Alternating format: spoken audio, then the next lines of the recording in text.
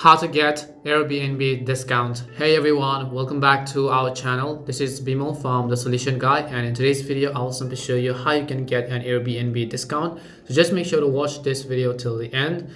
Now, if you want to get an Airbnb discount, a common travel source is Airbnb, and as full-time travelers, you might frequently use Airbnb for month-long rentals around the world. Now, there are a couple of ways to actually get a discount on Airbnb. I'll discuss three simple ways.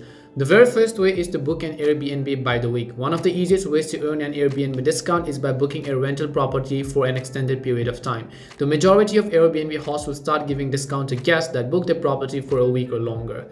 Weekly discount range in from percentage from 5% to 20%, depending on the individual host. These discounts will automatically show up on the reservation when you select a period of time that is 1 week or longer. The second way to get a discount is to book an Airbnb by the month. Now, for an even better price, consider booking an Airbnb for a month or longer. By booking a rental property for a month or longer, you'll likely see discounts ranging from 25 to over 50%. Now again, this discount is automatically added to the reservation and is based on the host's discretion. The third way you can actually get an Airbnb discount is to book more nights than you actually need. Another great way to save big on Airbnb stays is by booking more nights than you need. This seems counterintuitive, but it actually works. More often than not, you'll get larger discounts. For example, perhaps you're planning a long trip abroad. Notice in the picture in this image that I'm in the process of booking an Airbnb for 25 nights. The total price would be $846, which includes a 10% weekly discount.